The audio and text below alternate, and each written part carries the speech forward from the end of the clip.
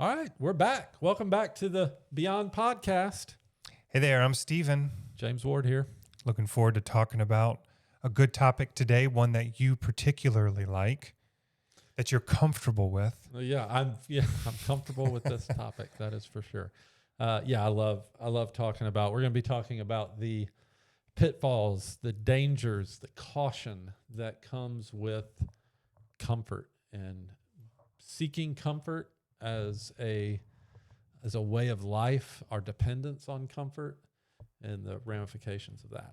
You were telling me earlier that there was a quote that you heard. What was that quote again? I don't know that it was a quote as much as I know a guy who frequently would talk about the importance of elective suffering is the terminology he would use, which is like, I am going to intentionally choose to put myself in environments that are hard, that I would prefer not to be in, to build resilience and to build the muscle of being able to endure through difficulty.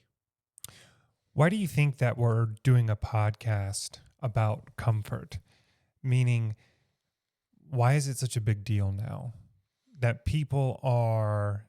we're actually doing something to help people become uncomfortable? Yeah. Why is it such a topic now? I mean, our entire society is organized around our economy. Everything just about is organized around maximum comfort, maximum convenience, minimal effort. And we have become so accustomed to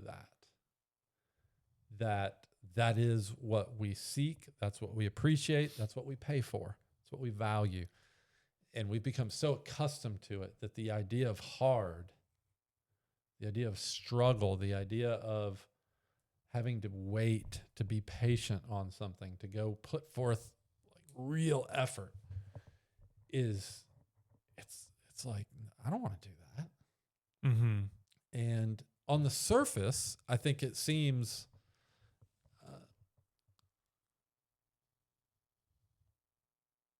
benign enough of like, But not the comfort in and of itself. it's like, why wouldn't I want to be comfortable?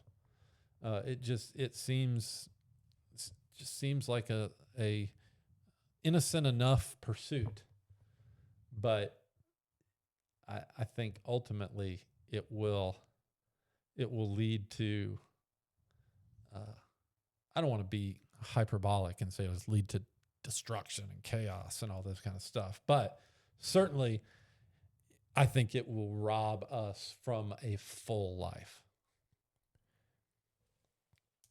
Do you think comfort, we need to stay away from that as believers? Stay away from it? Mm-hmm. What do you mean? Well, comfort, like pursuing any sort of comfort or indulging in any kind of comfort. No, not any kind. I mean, no, I think certainly there is a place. I would even argue, I don't think comfort in and of itself is evil. I don't think it's sin to be comfortable or seek comfort. I just think when we place that above purpose, above meaning, above significance, like if me being uncomfortable is what's required for me to pursue something significant and purposeful, and I choose not to do that because of the discomfort that comes with that choice, then I'm in a bad place as a follower of Jesus. Yeah, I agree on that. And agree that I think we live in the safest society that we've ever lived in. Like our global poverty is decreased, right? We have better technology than we ever had before, access to medication, access to food, I'm not saying everyone does, but we live in a society that has a lot of the things that make comfort easier, right? DoorDash, Uber Eats, all of these things that we can quickly go to reduce friction in our lives. Whereas before, I think friction actually helped build us, right? The friction of being able to do things that weren't necessarily meant to be super easy and comfortable. Mm-hmm. Going out and hunting for your food, going to the grocery store. We don't even have to go to the grocery store anymore. No, You don't have to. we don't. I mean, you think about what even 50 years ago, but especially if you go back to a couple hundred years ago, you think about what our ancestors used to do. And it was like if they wanted to go somewhere, they were walking a long distance or riding on the back of a horse for a long distance. They frequently endured cycles of hunger. And if they weren't going to be hungry, what it meant was they had to go out and put themselves in environments where they were facing real threats to procure food for themselves and their family. They lived in the elements. The only time most people are not in a air-conditioned or heated environment is the walk from their house to their car and from the parking lot to their destination. Other than that, most people spend, I read the statistic. I can't remember where I read it, but I mean, it's something crazy. Like it's plus 85% of their time indoors in a climate controlled, dry environment. The WHO, World Health Organization, Yeah. reports that 1 in 4 adults globally are insufficiently physically active. And the sedentary time in the U.S. averages 6 to 8 hours per day. Where we're just sitting down. We're not active. We're not building muscle. We're not stretching or challenging our body in any way, shape, or form. We're just, maybe mentally if you're sitting in front of a computer hammering out spreadsheets or something, but. Well, and then computer time, we there average 3 to 5 plus hours a day on screens. Yeah. So I that's what I was referring to, the friction point, where we have so much less friction to get things done than we used to get up and go. You had to count the cost if you were going to go to your neighbor's house 70 to 100 years ago, right? Because they might live really far away. You got to pack, you got to do these things, you got to go. And even now, what does it take to get up and go talk to your neighbor? But a lot of people don't do it. Yeah. Because it can be uncomfortable. You don't know them. You don't want to form that community because it's hard and it's really uncomfortable. I watch this happen in my own life, where from when I was growing up, so I'm 39, and I watched in my life how I slowly turned to being more and more and more comfortable in my life as I was growing in my career. And what I realized was I was working hard to not work hard and to become comfortable, more and more comfortable. And I didn't realize that I was doing myself a big disservice and destroying a lot of things that I think God had given me to do, to work at. I was really thinking about this and doing some research, and as I was writing out my thoughts on it,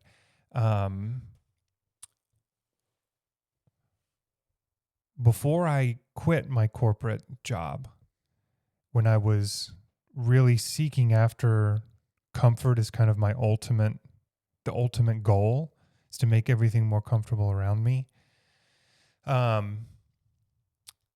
I I was thinking about why I was doing that. Why was I trying to become more and more comfortable? We like comfort, we just do. Like we tend to want to be comfortable. But I wanted to think about things deeper than that. And so I realized that I was very misaligned in my life. And because of that misalignment, I was pretty miserable at my job, in life in general. My trajectory was off. And so I was miserable. And to compensate for that misery, I was seeking after comfort. Think about it as anesthesia. I was using comfort as an anesthesia in my life. And that, even me realizing that, kind of brought a whole new area of my life to say, okay, helped bring about some clarity in my life as to, well, how do I get aligned again into something where I'm not using comfort as an anesthesia? And I'm curious how many people in our society use comfort in that way because of their misalignment in life. And I think beyond, we do a good job at helping young adults find that alignment. And so they don't have to use comfort as anesthesia. And that has really helped me in my life and trying to understand why I was doing it. And I think comfort, God created things that make us comfortable, right? Like there are comforts that we can enjoy and actually bring life to us and bring life to others. And yet when we use it for something like anesthesia to numb out and to forget about the things that are going on in your life, it's very dangerous. It's a very dangerous place to be. There was something that I wrote down. Yeah. In some ways I was saying I'm not saying comfort is dangerous, but false comfort is what we reach for when we're living outside of our design.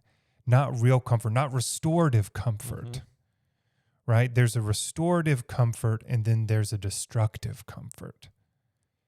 And I think I want to think about and talk about those two things a little bit. Is why do we enter into destructive comfort? But then also, what about restorative comfort? What about the things that God has given us that we can enjoy that helps restore our soul? So what would you consider a destructive comfort? I have this written down and I'll share it with you. Please do. So I mean, Okay. there's some obvious ones. Yeah. Like if you find comfort in the escape that drugs or alcohol or those types of things provide, and you're constantly pursuing that. But I'm curious, like what would be the more subtle ones that maybe we engage in or indulge in that we don't even realize we're doing? I think instead of destructive, we can say escape comfort. I like that word better. Okay. Because that is a way to drown out the things that we need to be paying attention to. This makes it really easy, right? So I'll take myself, for example. When it comes to escape comforts, I'll use my last career as an example. For me, I was doing things that had nothing to do with the gifts and the abilities that God has given me. I was solely looking at the world and what I thought was going to bring me the life that I thought I should have, building my identity around money and power and different things that I saw myself having. And as I started to get some of those things, it wasn't all it was cracked up to be, and it actually left me more miserable. And so having the drugs or the alcohol or the pornography or doom scrolling or watching on the TV or doing any number of different activities to escape the hardships of my life and try to go to those comforts. I was I was avoiding the fact that my life was misaligned and I wasn't going after the things that I should be going after. I wasn't pursuing the life that God, I felt like, was calling me to pursue.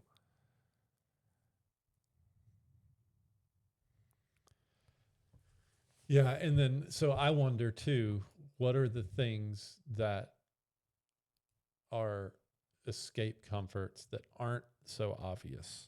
Mm-hmm. Right. Like, I guess maybe I'm thinking of things that most, or trying to think of things that most of us wouldn't even recognize are a problem,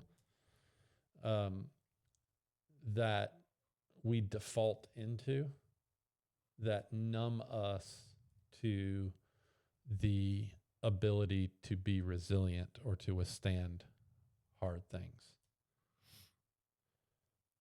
Do you have an example on the top of your mind?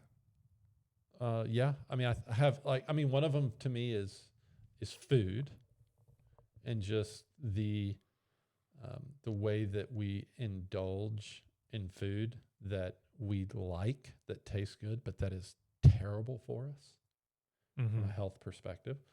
I think about it in terms of our obsession with like safety and putting helmets and pads and rounded corners and on everything, because we so don't want anybody to get hurt or injured physically.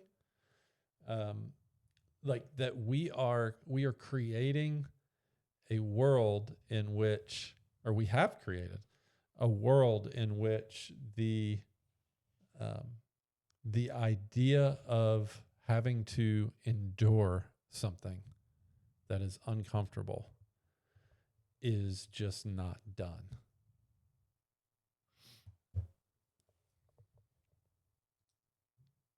I'm thinking of additional examples as you were saying that can you go a little bit deeper on the padding the corners and how that plays into the misalignment that we have right now as far as comfort goes? And because you don't want, I guess you don't want to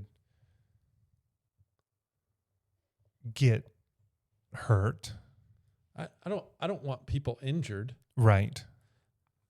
but like I've got 2 kids, Right. right? I don't want Cam to crash his bike and end up with a tooth going through his lip and blood coming out of his nose. But at the same time, when Cam went for a jump that he shouldn't have gone for, and that I probably could have said, "Hey dude, that's a bad idea." But to let him go for that jump and to miss it and crash and come up bloody and battered and hurt and have to deal with that. And then to realize, oh, I'm actually okay. I'm not going to die. I'm not going to hurt for years and years or even days and days. My bike is like, I can fall, I can crash, and I can get back up, and I can still keep going, and I can still do things. See, I think that is a muscle that we build. That's that idea of resilience, right? The way we define resilience, it's the ability to withstand or recover quickly from hardship. And so we build resilience through reps and reps and reps of going through things that are uncomfortable, that are painful, that hurt, and getting back up and keeping going, keeping going, keeping going. Mm-hmm. But if we so cushion the world that we live in that we're never getting hurt, we're never having to endure cold temperatures for long periods of times and just settle into the fact that, yeah, it's cold, but I'm still okay. I can still move. I can still work. I can still do things. If we never do that, then we never develop that muscle of resilience. And so that's why I push back from our overly padded, Mm-hmm. overly helmeted, overly protected society, because I think resilience, I mean, we've talked about this on the podcast before, but I think resilience is a incredibly important characteristic to have. I just got back in town last night from doing a consulting deal with a company out in California. And one of the things that this CEO is trying hard to build, he's looking at ways to assess so that he can rate and then build and improve on is his team's resilience. Mm-hmm. Because he sees a lack of resilience within his team, and it's an organizational vulnerability for him. And if you take that same thing and you apply it culturally or societally, I would say, man, we've got a huge vulnerability. We've got a huge potential threat on the horizon because we are quickly becoming a population that is not resilient. I think this has happened much slower than we. I think it happened almost in an insidious nature. That's a big word, Big Steve. And how the enemy used the things that we have in our society now. There's nothing inherently wrong about technology, right? Our phones, maybe social media, having something delivered. I don't think there's something inherently wrong about those, but what I realized is I was getting just enough entertainment to avoid reflection, right? I was getting just enough success to avoid dependence. Like I was in control. Yeah. I had just enough religion to avoid surrender and just enough busyness to avoid obedience. And as those things were making their way into my life, I started to move more and more into passivity. And that comfort was creating that passivity in my life. And I think that is what I say by insidious. It just happened slowly and a little bit at a time, a little bit at a time, a little bit at a time. And I wasn't paying any attention to what was happening. And I was just kind of going along with the flow. And that's where I ended up was out of alignment, right? Just slowly drifting out of alignment from what God is calling us to do, and calling us to be. So here's a scripture that I pulled up a little while ago in preparation for today. It comes out of Deuteronomy chapter 8, start in verse 12. Listen to this. Lest when you have eaten and are full, and have built good houses to live in them, and when your herds and flocks multiply, and your silver and gold is multiplied, and all that you have is multiplied, then your heart be lifted up, and you forget the Lord your God. Mm-hmm. Like, I look around at our society, and even within the church, and I say, man, we've eaten and we're full. We've built houses. They're good. They're comfortable. Our flocks, our stuff, our bank accounts have multiplied. They're full. Like, we're pretty darn well set. We're comfortable. We've got predictability for what's about to happen. I can withstand some economic ups and downs. I know where not just my next meal is coming from, but I kind of know where the next year's worth of meals are coming from. Mm-hmm. And our heart is lifted up, meaning like we don't have we're not consumed with what we need to survive. Our hearts aren't burdened by the realities of daily survival. Our hearts are lifted up, and then what happens? We forget. We forget the Lord our God. It goes on to say, who brought us out of slavery, who fed us, who gave us drink. And then in verse 17, my power and my might, the power and might of my hand have gotten you your wealth. You shall remember the Lord your God, for it is he who gives you power to get wealth, and he may confirm his covenant that he swore to your fathers as it is this day. Just this idea and this reality that happens in the context of abundance, we become content.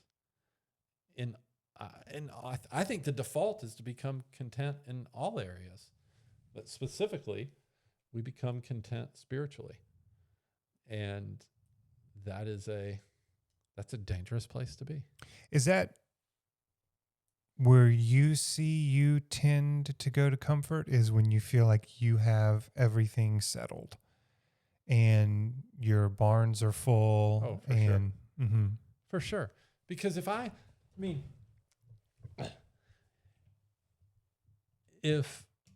me put it this way. I intentionally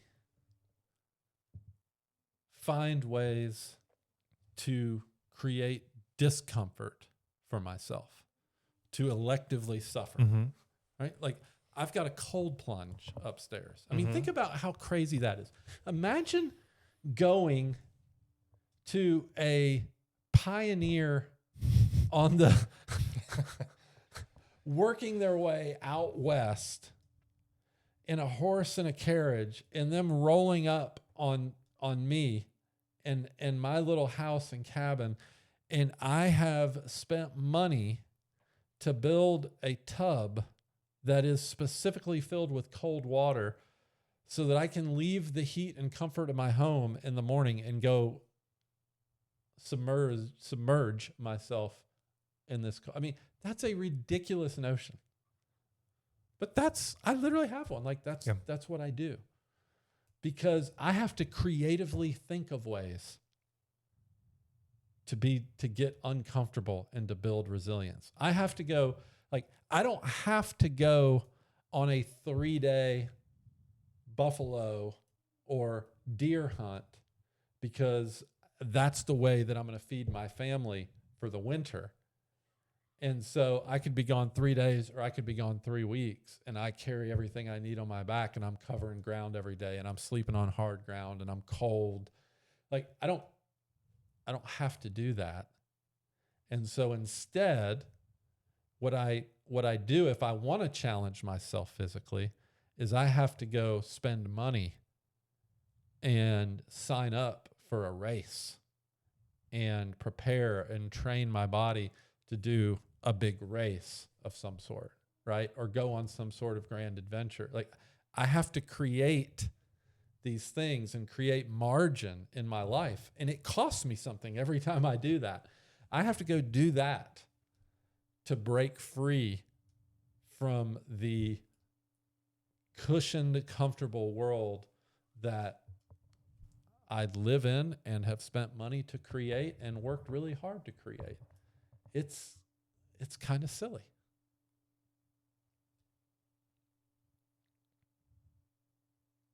But here's what I know.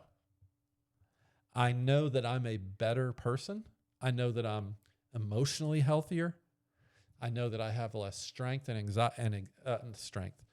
I know that I have less stress and anxiety. I know that I'm a better husband. I know that I'm a better father. I know that I am stronger and more resilient physically, spiritually, and emotionally when I go do those things. And when I make it a habit and a practice of getting outside of what is comfortable and doing things even beyond when they become fun and choosing to suffer, choosing to be just uncomfortable, choosing to push past what is fun and still keep going. Those things, when I do those things, it is good for me. And I know that. And so I force myself to do those things. Mm-hmm. And I think there's way more value in that than people realize.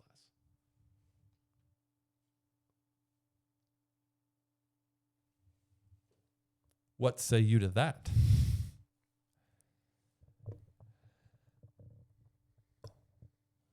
A lot of things go around in my mind when I see that in my own life, where I have to intentionally make myself uncomfortable, because if I don't, I'm going to fall into the river of comfort, and I'm just going to float, and I'm just going to enjoy the river of my comforts. I also think we are in a unique position to be able to do that in certain ways. Thinking about the example of the pioneers, it would be absolutely ridiculous for them to come up and for us to be in a cold plunge. Like, what are you doing? We're starving to death. You're in a cold plunge. We want to, yeah. And there are folks now that are suffering in different ways than we're suffering, and that don't necessarily have the opportunity to intentionally try to make themselves suffer in a way that than the way that we're talking about. Yeah, and I want to be clear. I think I need to choose elective suffering because of the abundance that I enjoy in my life. Yeah. People who don't, like, I've spent a lot of time working in places sure have. that is not the scenario and that is not the case. And in those environments, it's totally reversed. Yeah. Right? Yes. It costs me something to choose discomfort, to choose to electively suffer. I will, maybe I don't need to. I'm sure I could get creative and find ways to do it where it didn't cost money, but I choose to pay money so that I can get uncomfortable and I can test myself and I can build resilience. In those environments, it costs them significantly. Any comfort they take costs them, like sacrificially costs them. Yeah. Right. If I choose not to go out and hunt or to farm or to shepherd my flock on this day, I'm thinking of like the Maasai in Kenya, right? If I choose not to go do that today, it comes at a cost for me. I could lose a sheep. Some of my crop is going to rot. We might not have dinner tomorrow because I chose comfort today, right? It's like it's totally flipped. And I recognize that. I think the misconception is that people have is that, well, surely we're happier. Surely we have more joy. Surely we're spiritually more fulfilled than those impoverished people living in these terrible conditions. And what I would say is, in my experience, that is not the case. some of the most joyful, certainly resilient, spiritually alive, connected community. Like imagine living in a community, Big Steve, where my ability and my family's ability to survive was dependent on my relationship with you and with you and with you and with you and with you. Like if we didn't work together, we're not going to survive. I don't know that level of community, but I've seen people that do, and it's pretty stinking amazing. And so there's a cost on both sides of that equation. Yeah. I think that's where I was going a little bit with when I was saying misalignment. Mm-hmm. For me, being misaligned with what I feel like my purpose and calling and what God wanted for me. And that equating to misery, right? And then that misery, me choosing to indulge in certain comforts to cope with that misery and misalignment. Mm-hmm. And I think we have strayed pretty far in many different ways. And I know we could talk about this for a while, but I think a lot of us have strayed and are misaligned in our trajectory on what would bring us true joy and happiness. And in what the Lord is calling us to do. Yeah. Well, and I think, there's a real... Does that make sense? Yeah, it does. And there's a real tension there because I can sit here and talk to you with like honest conviction of the fulfillment, the joy, all of that I see in these families and these communities that I've served in some of the hardest places in the world. I could at any given time sell my house, sell my nice truck, sell my bikes, pack up our family, and go move to the bush somewhere in Kenya and join, maybe not the Maasai tribe, but join one of these communities. And you don't see me doing that. So like, there's a tension. I like the comfort. I like not having to worry about where I'm going to get my food. Don't get me wrong. At the end of the day, I would rather know that I've got food for my family for the next month and have to be really intentional about challenging myself physically than not having to worry at all about how I challenge myself physically, but not know if I have food for my family. So I don't want to paint the picture of like, oh, we should, it's so good that way. We should all just do that. It's right. Like, no, that comes at a big cost. It's a cost I'm not willing to take. So I'm not advocating, I'm not diminishing the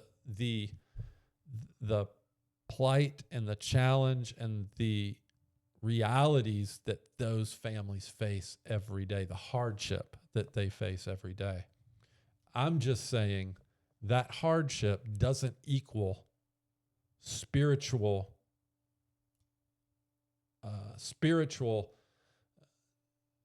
degradation. It doesn't equal relational. It doesn't equal there's no joy in those environments. It's only woe is me and pity and heartbreak. That's what I'm saying.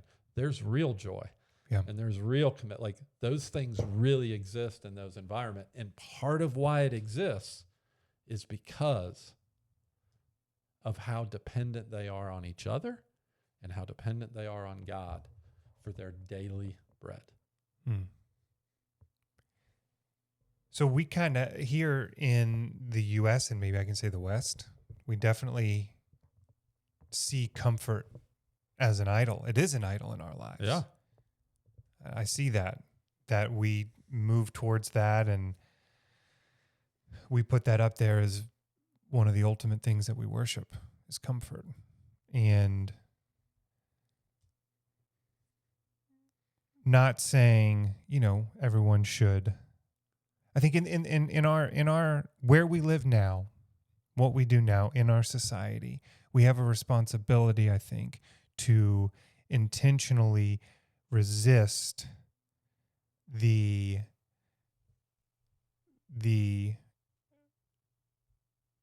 comfort idol. Yeah. I think we have to. We have to resist that, because if we don't, we're just going to slowly keep eroding. For sure.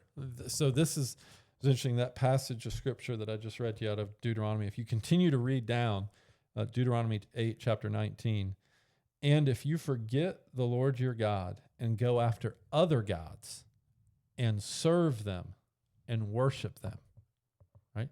If you forget about the Lord your God and what he's called you to, and you go after other gods, maybe the God of comfort, maybe the God of abundance and materialism, and you worship those things, right? What does it mean to worship? It means you put your attention, you put your worth, the affection that you have, the affection of your heart goes to those things.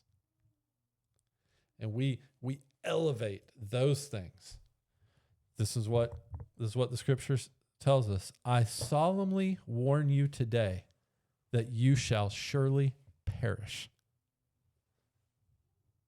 I solemnly warn you that you shall surely perish. And so there is a real cost. There is a real threat when we when we elevate comfort and we elevate our material and our homes and our wealth and when we elevate that above our worship of God, we shall surely perish.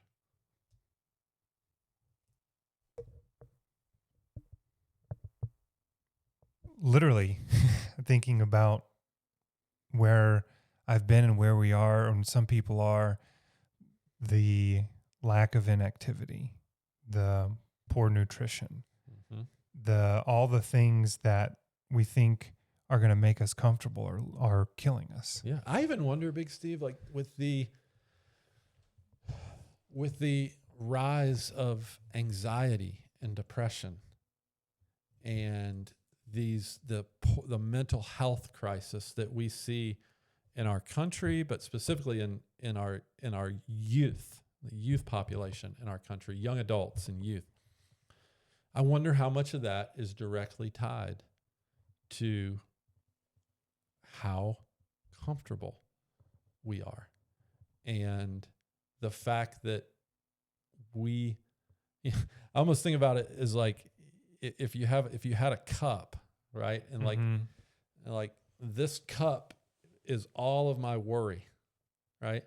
Well, if I don't know where I'm going to get food to eat, or if I am cold, or I am uncomfortable, like physically uncomfortable for some reason, my experience is all of my worry is focused on that one thing.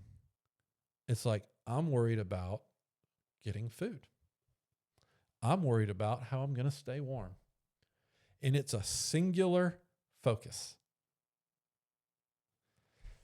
If I'm not worried about something that is worthy of a singular focus from a survival perspective, I start filling this cup with things that aren't, like, I'm worried about what so-and-so thinks about me. I'm worried about what might happen 3 weeks from now or a month from now in my job. I'm worried about a conversation that I have to have with.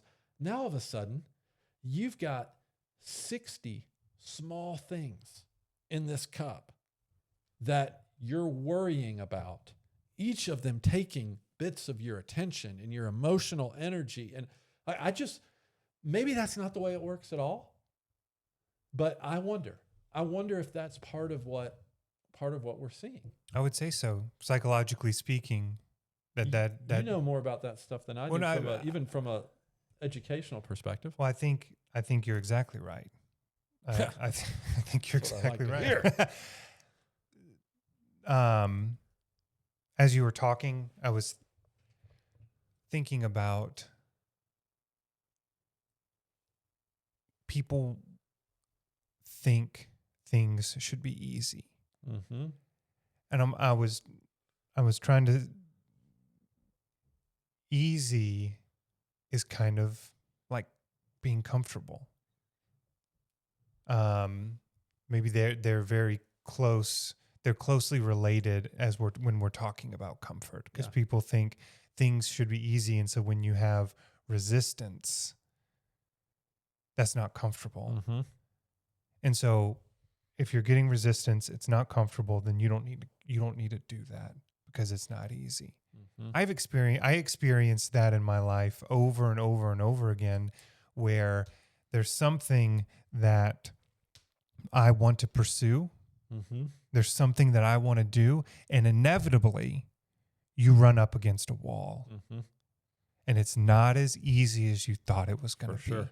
And that makes it very uncomfortable. Yep. So are you going to figure out a way around, over, destroy the wall, or you can say, well, okay, this isn't easy as I thought. I'm just going to go back. Yep. And that's not the life that Jesus exemplified and calls us to live. And I feel a conviction about that Mm-hmm. while I was reading in scripture and thinking about this and researching, because we should expect resistance.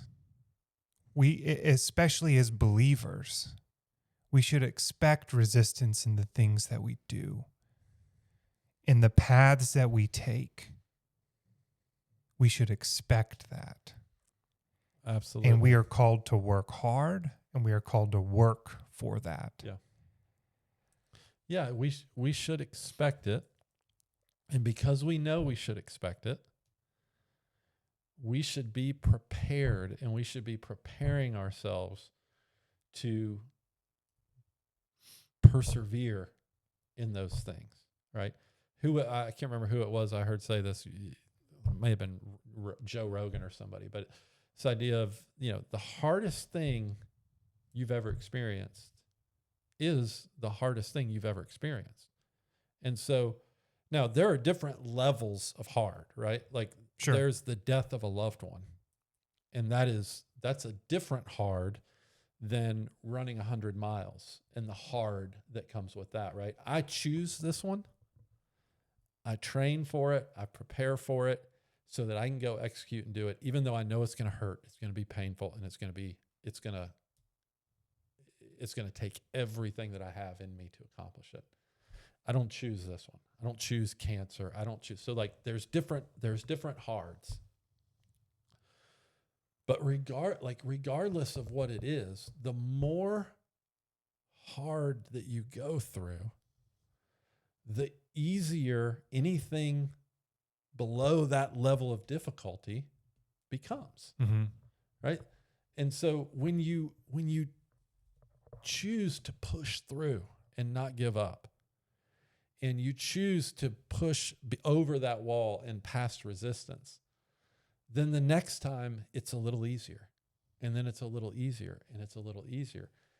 And the more we endure, the easier daily life is to tolerate and to manage and even enjoy.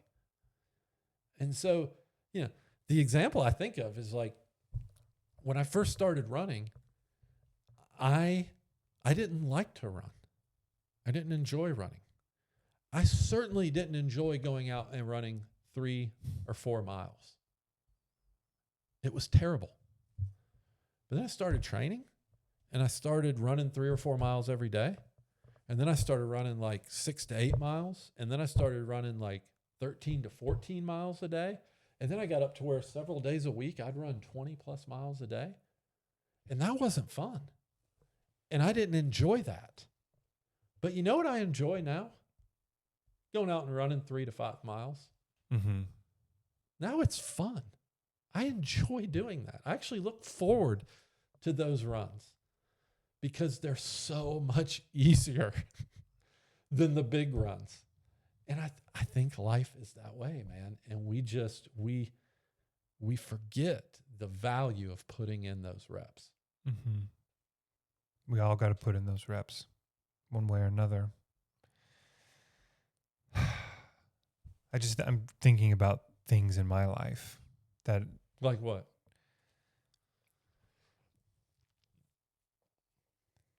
when we started this, I say when you started Beyond, when I came on board, it was a whole new world for me, stepping out of what I was doing into this.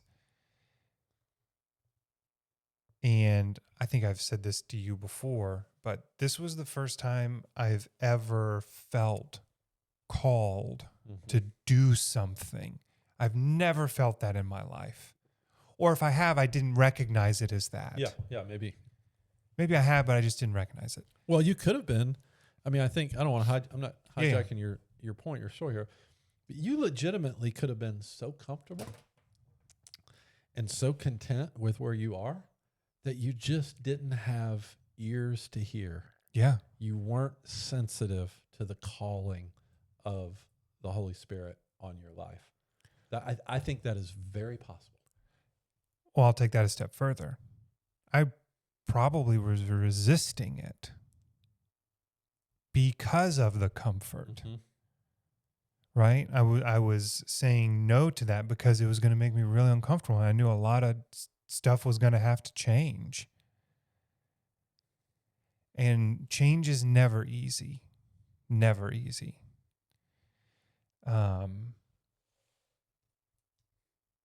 Going back to when we started doing this, in some ways, probably naively, I thought it was going to be, the success was going to happen quicker. And by success, I'm not saying that getting rich or having power or this or that, but being able to fill a program, right? Being able to fill a program. And I thought, man, this is really uncomfortable. Am I supposed to be doing this? Did I hear God wrong? Am I headed in the wrong direction? And the more I contemplated this, the more I thought, well, why did I ever think that this was going to be easy? Why did I ever think this was going to be a smooth road all the way? Because what it's felt like is an uphill battle. It's an uphill battle.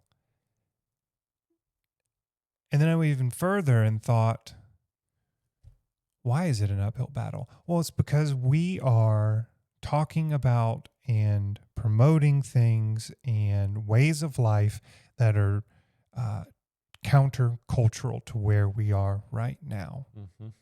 So of course it's going to be difficult.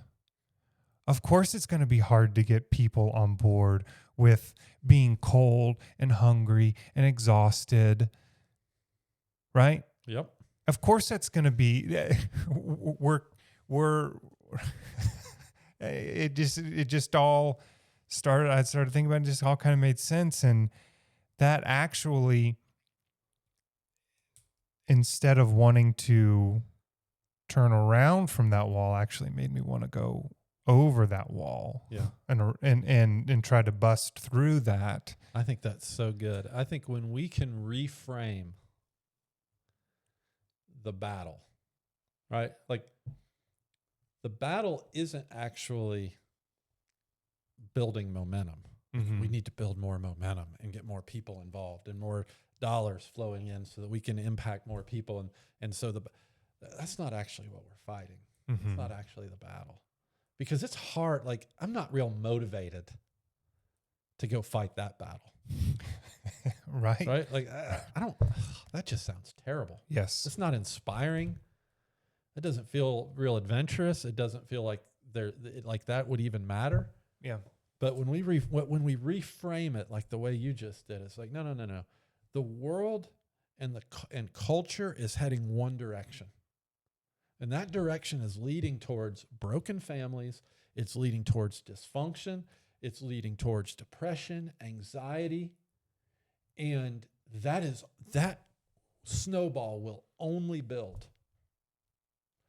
And what we're fighting is pushing that continuum the other direction. Yeah. Spiritually, emotionally, physically healthy disciples of Jesus that are going to lead their families, lead their communities, lead their workplace. Like, okay. There's no reason, to your point, man, I love this because there's no reason to think that would be an easy battle or an easy fight. But that's a fight that I'm motivated to go storm the gates of hell with a water pistol and fight till I got nothing left in me. And that, like, just reframing and understand. And I think it applies so much to the conversation we're having today.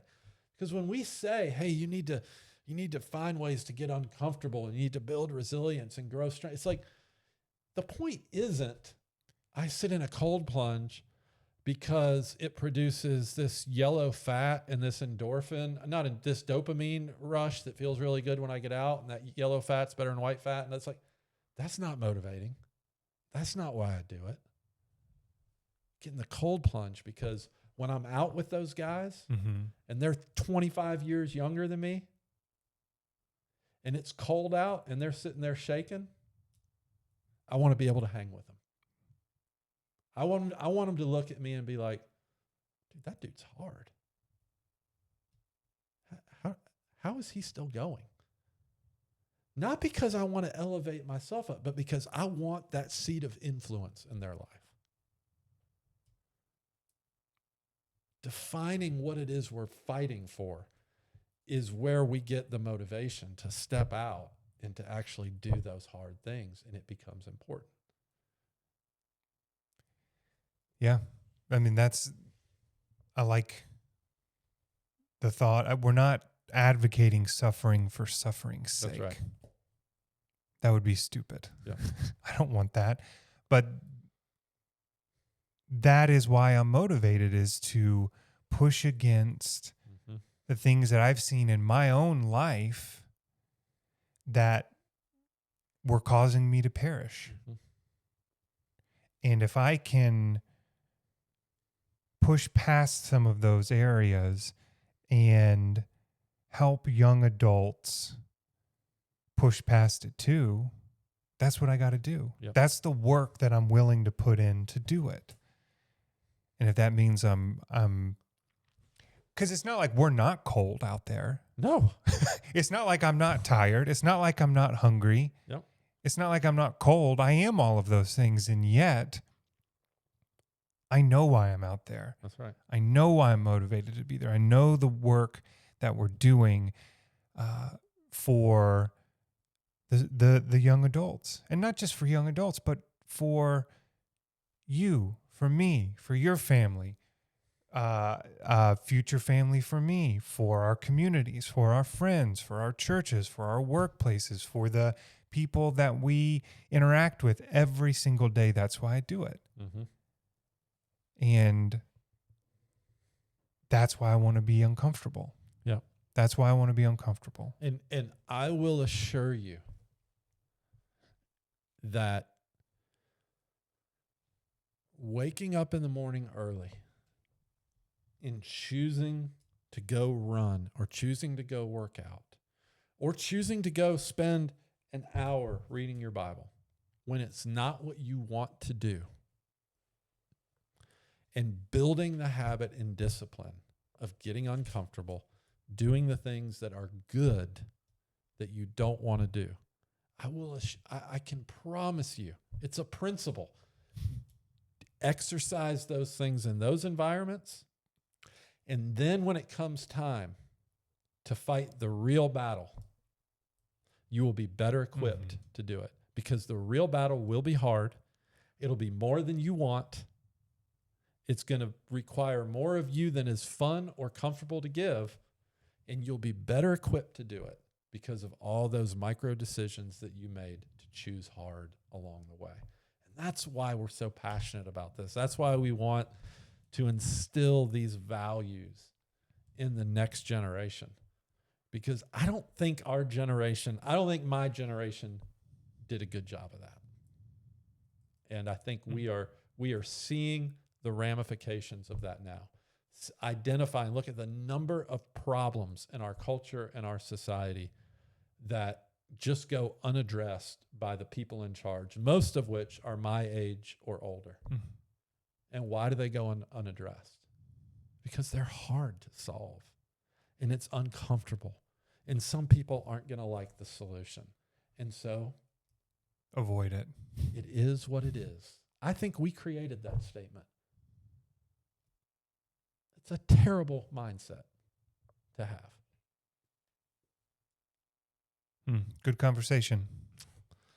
I hope you found that helpful. Love for you to leave a comment, subscribe, hitting the button down below.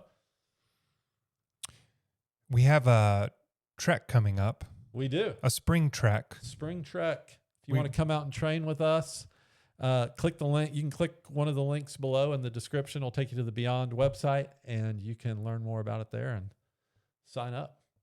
Okay. Until next time. All right. We're out.